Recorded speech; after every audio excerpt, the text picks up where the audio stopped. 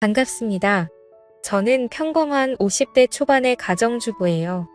얼마 전까지는 조용한 동네 단독주택에 살고 있었는데요. 아이들 학원 근처에 괜찮은 아파트가 나왔더라고요. 사실 아파트는 공동체 생활이라 감수해야 할 것이 많다고 들었었거든요. 그런데 아이들도 이제 다 크니 학교 가기도 번거롭고 친구 만나러 가기는 불편해 하더라고요. 아이들 학교와 학원도 멀어서 그간 제가 데려다 주고 냈었거든요. 그래서 이차저차 남편과 상의 끝에 그 아파트에 입주하기로 마음먹었습니다. 아파트 신축 공사가 완료되자 저희는 처음으로 아파트 생활을 마주하게 되었어요. 전원 생활에서의 조용함과 안락함. 개인적인 생활에 대한 이로움은 없었지만 좋은 시설과 편리성은 정말 최고더라고요. 처음에는 위아래층 옆집의 이웃들이 살고 있는 것에 대해 영 적응이 되지 않았었는데 시간이 지나니 차츰 적응되어 가더라고요. 다행히 아파트의 소음도 괜찮은 편이었어요. 전원 생활을 할 때에는 기껏해봐야 동네 이웃들도 몇 없었는데 아파트에는 사는 사람들이 많으니 엘리베이터나 지방마트에서 종종 보게 되는 주민들도 생기더라고요. 그래서 저희 애들 또래의 엄마들과도 친해지게 됐고 아파트에서 일하시는 경비 아저씨들과도 서슴없이 인사하는 사이가 되었죠. 가정주부라서 낮에 무료할 때가 많았었는데 예전에는 집에서 혼자 책을 보거나 TV를 종일 보는 게 유일한 낙이었다면 아파트에 이사 온 이후로는 동네 한 바퀴 산책하면서 아는 엄마들과 주민들과 소통하고 지내는 게 유일한 낙이 되었어요. 특히 우리 집 앞 경비 아저씨는 저보다 서너 살 조금 나이가 있어 보이는데 항상 웃는 얼굴에 인상도 참 좋으셔서 볼 때마다 기분이 좋아지고는 한답니다. 정말 말 그대로 동네 경비 아저씨에 걸맞게 인사성도 좋으시고 아파트 관리를 참 열심히 하세요. 어느 날은 더운 여름날이었는데 땀을 뻘뻘 흘리시면서 수리 작업을 하시는 거예요. 저는 마침 지방마트에 가는 길이었어서 음료수를 사가지고 와서 아저씨께 드렸어요. 많이 더우시죠? 이거 드시고 기운 내셔요. 아이고, 뭘 이런 걸 감사합니다. 805호 사시죠? 네, 맞아요. 아이들이 거의 다 컸다 보니 낮에는 저 혼자만의 시간이 많네요. 그러시겠어요. 심심하시면 산책도 하시고 경비실에 오셔서 얘기 나눠보아요. 그럴까요? 제가 내일은 수박 썰어 가지고 와야겠어요. 경비 아저씨는 수박까지 가져오시냐며 괜찮다고 했지만 아저씨와 소소한 대화 나누는 것도 재미있었고 더운 날 고생하는 분께 잠시나마 휴식을 드리고 싶더라고요. 그래서 다음 날 말한 대로 수박을 잘라 가지고 와서 경비실로 향했습니다. 가고 있는데 지상 주차장에서 시끄러운 소리가 나더라고요. 가보니 경비 아저씨와 한 주민이 얘기 중이더라고요. 그런데 주민의 언성이 높아지면서 아저씨에게 삿대질을 하며 오라고 하고 있는 게 아니겠어요? 걱정이 돼서 얼른 가고 왔습니다. 가보니 주차 문제로 화난 중년의 남성 주민에게 경비 아저씨가 나서서 말린 이 괜히 불똥이 아저씨에게 튄 듯 보였습니다. 그때 난감해하고 있는 아저씨에게 주민이 욕을 하며 어깨를 밀치는 거였습니다. 저기요. 이분은 아파트를 위해 일하는 분이시고 그에 따라 설명해 주신 것뿐인데 이분이 무슨 죄가 있으신가요? 경비 아저씨라고 막대하시면 안 되지요. 사과하세요. 당신이 뭔데 이래라 저래라. 부인이라도 돼요. 저도 아파트 주민이고 운전하는 사람이에요. 화가 나도 이건 아닌 것 같네요. 사과하시죠. 잠시 후 그 주민은 머쓱한 표정을 지으며 경비 아저씨께 사과를 하더군요. 흥분을 가라앉힌 주민은 본인이 예민했다면서 죄송하다 말하고 자리를 뜨더군요. 저는 수박을 들고 아저씨와 함께 경비실로 갔습니다. 아이고, 직원 한 명이 외근 나간 바람에 혼자 있어서 일이 더 커졌었네요. 별일 아니에요. 이 일 하다 보면 이런 일 수두룩 한답니다.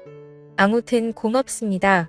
갑질도 아니고 저런 식은 지나칠 수 없었네요. 기죽지 마시고 힘내세요. 아저씨. 평소 늘 웃는 표정의 아저씨였었는데 그날은 회의감이 되셨는지 속상한 기색이 엿보였습니다. 아저씨와 수박을 먹고 있는데 그때 아저씨에게 전화 한 통이 걸려왔어요. 딸이더군요.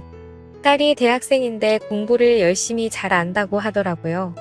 이번에 장학금도 타왔다고 하더군요. 경비 일을 하시는 아버지 보고 조금만 참으시라며 본인이 졸업하고 취업해서 용돈 많이 드릴 거라고 하더라고요. 알고 보니 아저씨는 오래전부터 아내와 사별했고 딸 하나를 홀로 키웠다고 해요. 남자 혼자서 딸을 키웠으니 얼마나 고생이 많았을까요?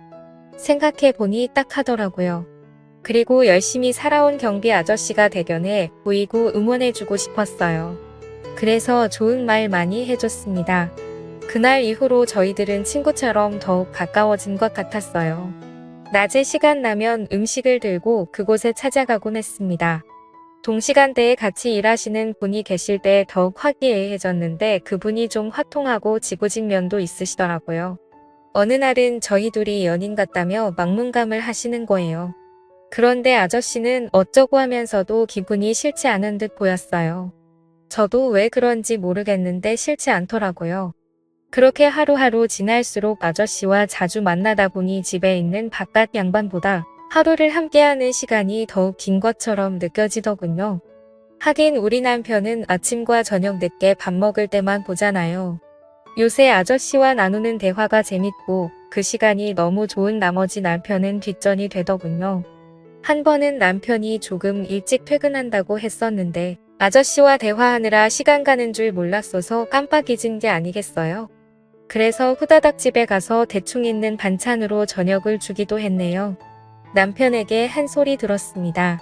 근데 남편이 바람났냐며 요새 제가 들떠 있어 보인다는 거예요. 저는 그런 거 아니고 앞으로 밥 잘 챙겨줄 테니 조용히 하라고 했습니다. 저는 그때까지만 해도 그냥 단순히 좋은 친구 한 명 생긴 거라 생각했거든요. 그런데 사람이 마음을 한 번 먹으면 확연히 달라지기도 하는가 봅니다. 문제 그날이었어요. 제 마음속의 진심을 확인하게 된 날이요. 남편이 출근을 하고 11시쯤이었을 거예요. 어느 때처럼 아침 뉴스를 보며 청소기를 돌리고 있었어요. 그 전날 청소를 안 해서 그런지 먼지가 유독 쌓였길래 베란다 문뿐만 아니라 현관문까지 살짝 열었었죠. 그런데 그게 화근이었네요. 이상하게 인기척이 들려서 현관 쪽을 바라보았는데 정말 기겁을 했네요. 전단지를 돌리고 있던 어떤 한 남자가 슬금슬금 현관 안으로 들어온 거예요. 그런데 단순히 호기심이었는지 다행히 제가 소리를 지르니 바로 뛰쳐나가더라고요. 새 아파트이고 공동현관 비밀번호도 있는 집인데 누군가 들어올 거라는 건 상상도 못한 일이었어요. 저는 너무 놀라 주저앉았고 잠시 후 경비 아저씨에게 호출을 했어요. 아저씨는 괜찮냐고 하면서 저희 집으로 달려오셨어요.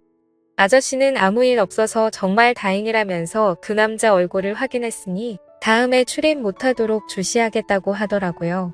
아저씨의 말을 듣고 안심이 되면서 눈물이 쏟아졌어요. 그러자 경비 아저씨는 저를 위로해주다가 갑자기 저를 좋아한다며 제게 고백을 하더라고요. 사실 저도 그 아저씨가 마음에 있었고 그 상황에 저를 위로해주는 모습에 더 마음이 가고 말았죠. 그래서 저도 대답을 했습니다.